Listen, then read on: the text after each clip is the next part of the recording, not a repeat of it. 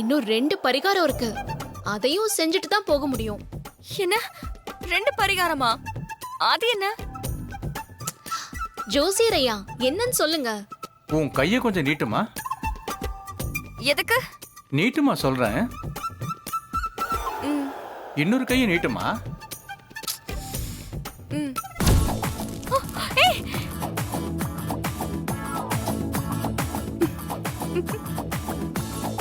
ஏய், என்னது இது? தீ இருக்கு. ஐயோ, கை சுடுது. ஆ, அப்படிதான் சுடும். தீச்சட்டியை கையில எடுத்துக்கிட்டு கோவில் ஃபுல்லா சுத்தி வரணும். என்னது? இத எடுத்துட்டு கோவில் ஃபுல்லா சுத்தி வரணுமா? என்னாலலாம் முடியாது. பாத்தீங்களா, அவ பண்ண முடியாதுன்னு சொல்றா. பரிகாரம் பண்ணலனா உங்களுக்கு தான் பிரச்சனை. உயிருக்கே ஆபத்துன்னு ஜோசியர் சொன்னார்ல. வேணாம், இது வேலைக்காகாது. நான் மீனாட்சி அக்காவையே கூப்பிடுறேன். அண்ணி, தீபா, நீங்க மீனாட்சி அக்காவை கூட்டிட்டு வாங்க. தீபா வேண்டாம், இந்த பரிகாரத்தையும் ரியாவே செய்வா. மீனாட்சி எல்லாம் வேண்டாம். என்ன ரியா, எனக்காக செய்வல்ல? செஞ்சு தொலைக்கிறேன். என்னது? செய்யறேன்னு சொன்ன.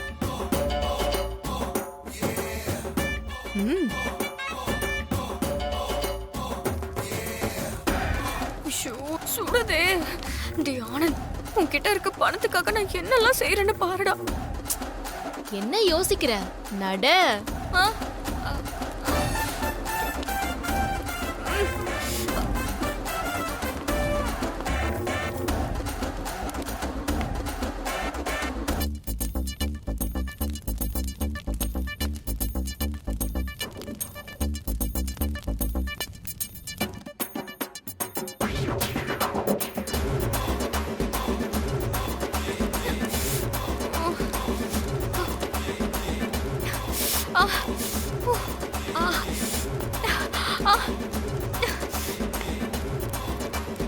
என்ன ரியா, தீச்சட்டி ரொம்ப சுடுதா? சூடு தாங்க முடியலையா?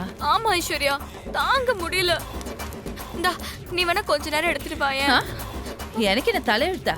நீ தானே ஆனந்த் மேல ஆசைப்பட்ட, நீயே தூக்கு. ஐயோ, எரியுது, என்னால வர முடியல.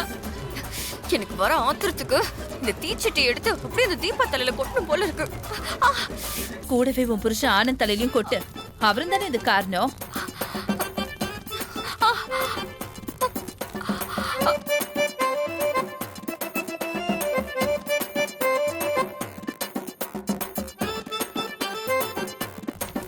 ஐயோ, அனல் அடிக்குது, கை வர எரியுது. இதெல்லாம் யார் கண்டுபிடிச்சாங்க ஃபர்ஸ்ட்?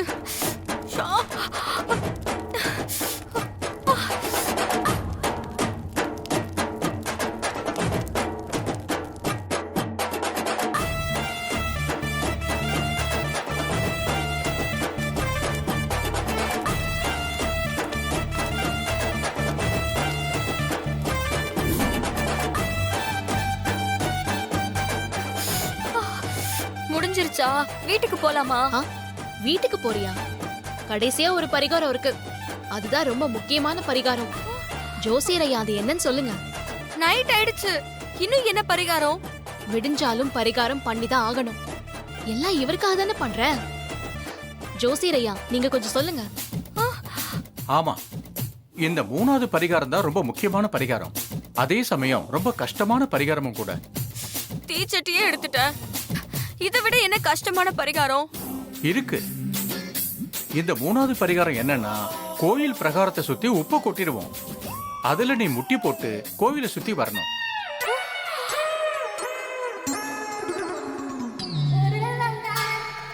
என்னது? உப்பு மேல முட்டி போட்டு கோயிலை சுத்தி வரணுமா? ஆமாமா, முழுசா சுத்தி வரணும். முடியலன்னு பாதியில எந்திரிச்சு வந்துட்டா அப்புறம் பரிகாரத்துக்கான முழு பலனும் கிடைக்காது. அப்புறம் வீட்டுக்காரருக்கு தான் பிரச்சனை. அது எப்படி உப்பு மேல முட்டி போடுறது? இல்ல இல்ல, இது சரிப்பட்டு வராது. ரியா ரொம்ப யோசிக்கிறா. இதுக்குதான் மீனாட்சி அக்காவை கூப்பிடணுங்கிறது. அண்ணி, என்ன தீபா? மீனாட்சி. போதும் தீபா, மீனாட்சியை கூப்பிடுன்னு சொல்ல போற அதானே? ஆமா. அவளை கூப்பிட வேண்டாம். இந்த ஒரு பரிகாரம் தானே, ரியாவே செய்வா. என்ன ரியா, செய்வல்ல? ஃபிட்டா நம்ம உடம்ப ரணகலமாக்கிருவான் போல. என்ன ரியா யோசிக்கிற? ஒன்னும் இல்ல, செய்யறேன். அப்புறம் என்ன தண்டனை? ஆ? ஆ, இல்ல சாரி, பரிகாரத்தை ஆரம்பிச்சிடலாமா? வா.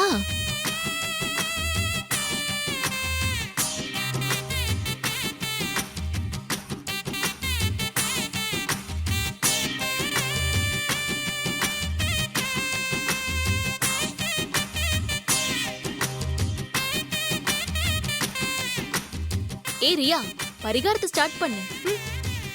ம்.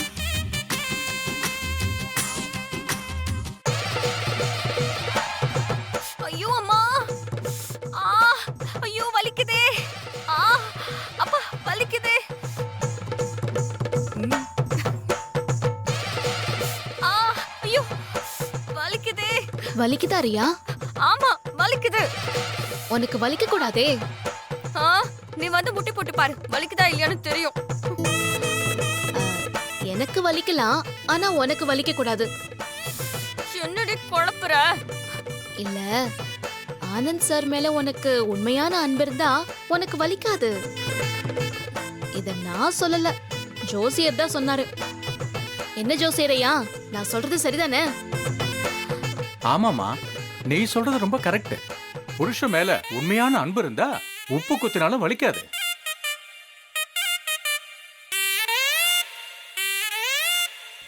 இவனுக்காக என்னெல்லாம் பண்ண வேண்டியதா இருக்கு. ஆ!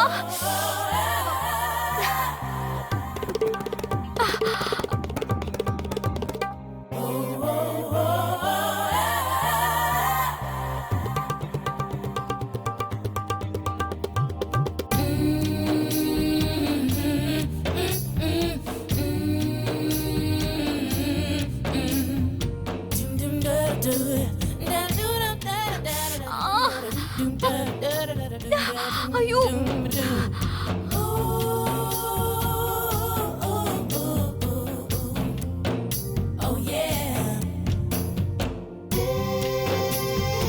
ஆ! ஆ! அம்மா ஆ!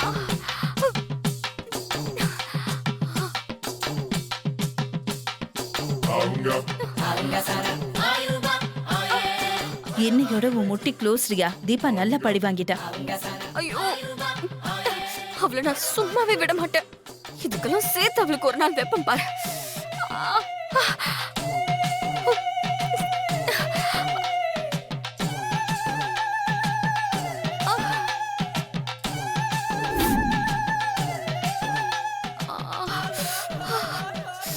முடியல, உடம்பெல்லாம் பிச்சு எடுக்குது.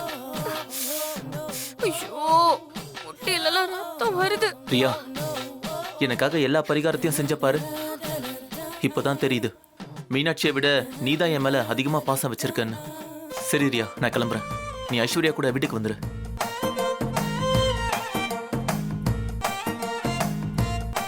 டேய், உன் மேல இருக்கிற பாசத்தை காட்ட ரத்தம் சிந்தி உழைச்சிருக்கேன்டா.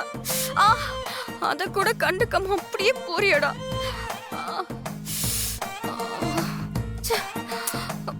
பாவம் நீ ரியா, ஆனந்த் மாமா மேல இருக்கிற பாசத்தை காட்ட ரொம்ப கஷ்டப்பட்டுட்டா. இனிமேலும் கஷ்டப்படாம இருக்கணும்னா நீயே ஓடி போயிடு, அதான் உனக்கு நல்லது. ஏய், ஓடி போகவா நான் இவ்ளோ கஷ்டப்பட்டேன்? ஆனந்தோட சேர்ந்து வாழ்ந்து உங்களெல்லாம் வீட்டை விட்டு துரத்துனா இல்லையான்னு பாருங்க. அதையும் பார்க்கலாம் ரியா.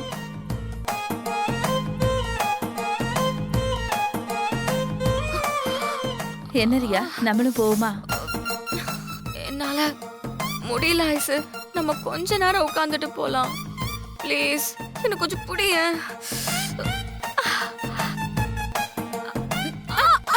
ஐயோ ஐயோ அம்மா. ஆமா,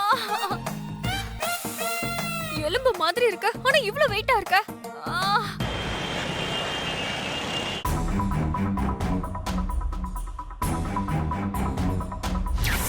யோ, மிஷினை யாரையா சரி பண்ணது? அவர்தான் சார். கேண்டீனுக்கு போய் சக்கரை கம்மியா ஸ்ட்ராங்கா ஒரு டீ வாங்கிட்டு வா.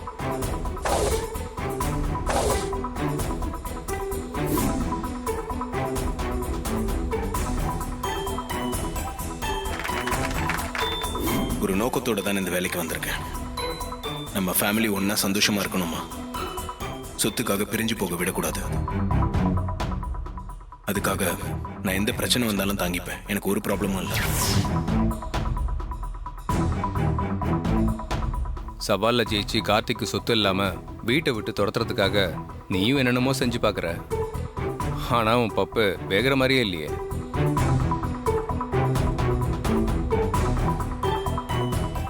எந்த கம்பெனியில் தூக்கி போட்டாலும் அவனுக்கு லேபர் சப்போர்ட்டாக இருக்காங்க. அவனை ஃபர்ஸ்ட் டைம் பார்க்குற லேபர்ஸ் கூட ஏற்கனவே அவனை பற்றி தெரிஞ்சு வச்சிருக்கிறதால சட்டுன்னு அவன் பக்கம் சாஞ்சிடுறாங்க. எனக்கு இப்போ ஒன்றே ஒன்று தான் தோணுது. நான் சொல்கிறேன்னு கோவப்படாத. உன்னால் அவனை ஒன்றுமே பண்ண முடியாது. பேசாம இந்த சவால் சண்டையெல்லாம் தூக்கி போட்டுட்டு சமாதானமா போயிடலாம். அம்மா எதிர்பார்க்குற மாதிரி நம்ம எல்லாரும் ஒன்றா சேர்ந்து வாழலாம். என்னடா சொல்ற? எனக்கு வெக்கம், மானம், ரோஷம் எல்லாமே இருக்கு. சவால்னு வந்துட்டா ஜெயிச்சு காட்டணும், இல்லைனா செத்து மடியணும். அதுதான் ஆம்பளைக்கு அழகு. நான் விட மாட்டேன். சவால்ல இருந்து பின்வாங்க மாட்டேன். என்னோட கான்செப்டும் அதுதான். ஆனா கன்ஃபார்மா முடியாதுன்னு தெரிஞ்சா கைவிட்டுறணும். அதான் புத்திசாலித்தனம்.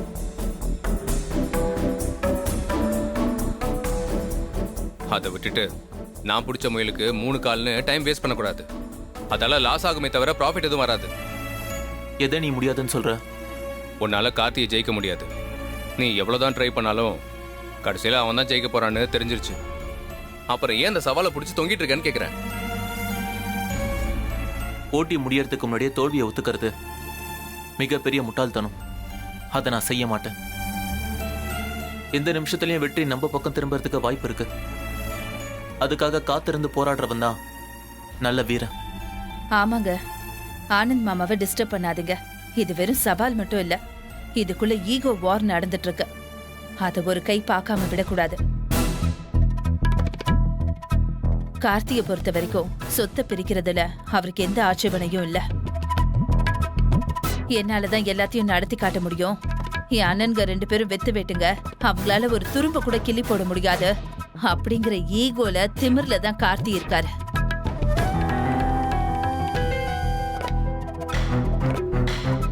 அந்த திமிரை அடக்கி ஒடுக்கி ஜெயிச்சு காட்ட வேண்டியதுதான் உங்க 2 பேரோட கடமை. அப்பதான் உங்க மரியாதையை நீங்க காப்பாத்திக்க முடியும்.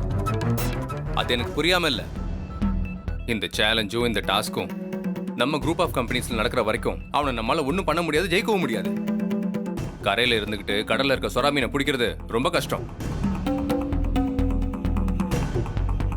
அப்போ அந்த சுறா மீனை தூக்கி கரையில போட்டா ஈஸியா வெட்டி கூறு போட்டு போயிட்டே இருக்கலாம்ல.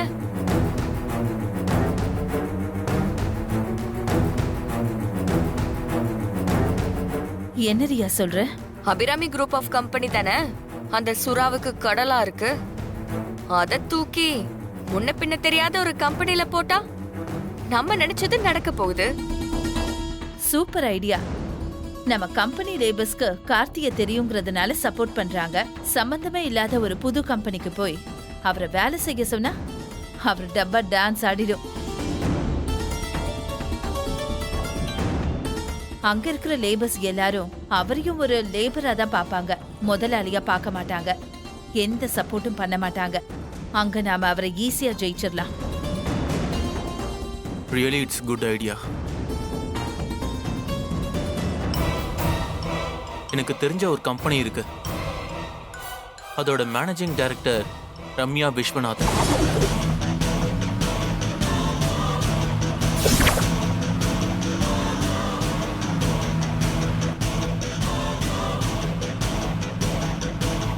ரம்யா என்னோட காலேஜ் மேட், க்ளோஸ் ஃப்ரெண்ட். அவ சாதாரணமான பொண்ணு இல்ல, such a brilliant administrator.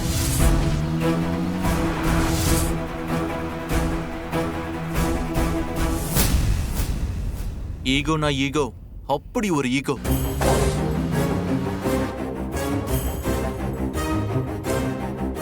ஐயோ, மேடம் கார் வர நேரம் ஆச்சு. இந்த செக்யூரிட்டி எங்க போய் தொலைஞ்சான்னு தெரியலையே.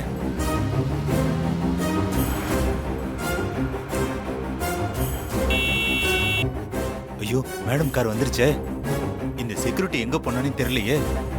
அவங்க வரப்ப கேட்டு திறந்துருக்கலன்னா அந்த கோவத்தை அன்னைக்கு முழுக்க எல்லார்கிட்டையும் காட்டுவாங்களே. நாமளே போய் கேட்டை திறந்துருவோம்.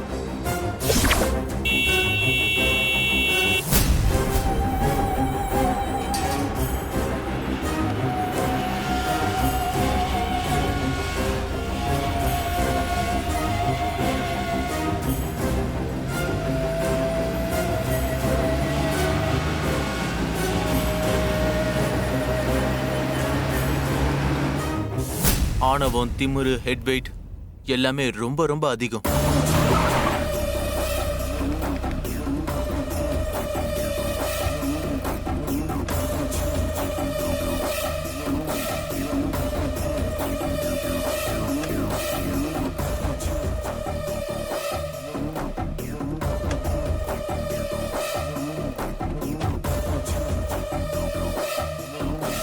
Moreover, she is the most famous businesswoman in the country. Good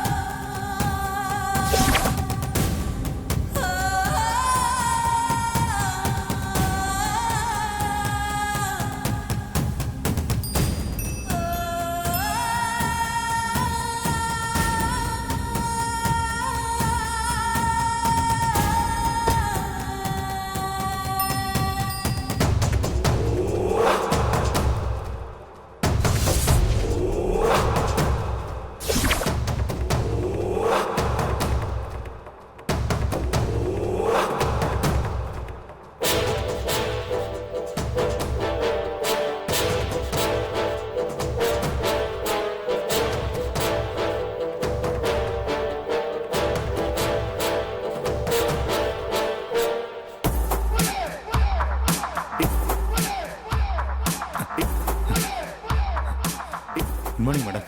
sorry madam, sorry.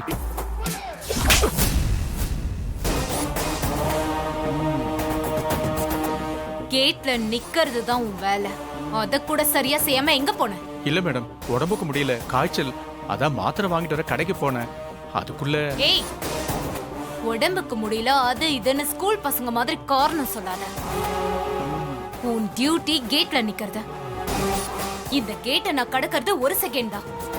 அந்த 1 செகண்ட் கூட உன்னால கேட்ல நிக்க முடியலனா எதுக்கு நீ இங்க செக்யூரிட்டியா இருக்கணும்? சாரி மேடம், இனிமே இப்படி நடக்காம பாத்துக்கிறேன் மேடம். என்ன பொறுத்த வரைக்கும் தப்புக்கு மட்டும்தான் ரியாக்ஷன் உண்டு. சாரிக்கெல்லாம் நோ ரியாக்ஷன், ஒன்லி ஆக்ஷன் தான். உன் தப்புக்கு பனிஷ்மெண்ட் கொடுத்தே ஆகணும். கேசவன். Yes madam. சொல்லுங்க மேடம். இவன் செக்யூரிட்டியா இருக்க கூட லாய்க்கு இல்ல. உடனே டிஸ்மிஸ் பண்ணிட்டு வேற செக்யூரிட்டி அப்பாயிண்ட் பண்ணுங்க. Okay madam. Madam madam, sorry madam, என்ன வேலையை விட்டு தூக்கிடாதீங்க மேடம். மேடம், நான் புள்ளுக்குட்டிக்காரன் மேடம். என்ன நம்பி 4 பேர் இருக்காங்க மேடம். ப்ளீஸ் மேடம், என்ன வேலையை விட்டு தூக்கிடாதீங்க. ஏய், இந்த மாதிரி சீன் எல்லாம் என்கிட்ட போடாத. சின்சியாரிட்டி தான் இந்த கம்பெனிக்கு வேணும். சென்டிமெண்ட்டுக்கெல்லாம் வேலை இல்ல. ஒழுங்கா வேலை செய்யலனா பனிஷ்மெண்ட் தான். நீ போலாம். இனிமே உனக்கு இங்க வேலை இல்ல.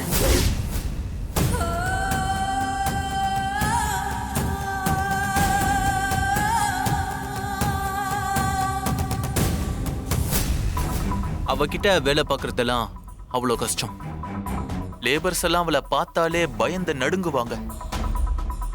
அவளோட கம்பெனில இந்த யூனியன், ஆனியன் இது எதுக்குமே வேலை இல்லை.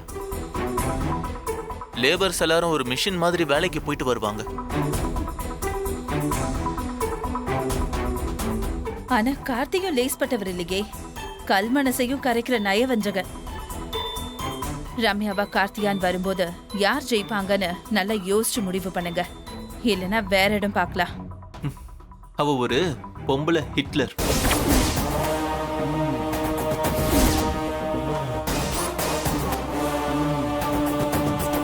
கார்த்தியால அவ பக்கத்துல போகவே முடியாது.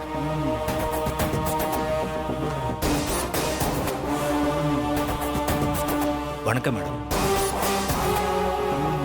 வணக்கம் மேடம். Morning madam.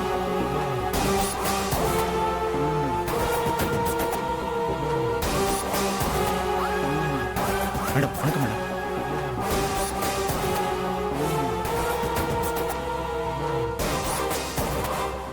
சொன்ன கேளுமா, ஒன்றும் ஆகாது. நான் டியூட்டி முடிச்சு நேரா ஹாஸ்பிட்டல் வந்துடுறேன். நீ தைரியமா இரு. சொன்னா கேளுமா, நான் சீக்கிரம் வந்துடுறேன்.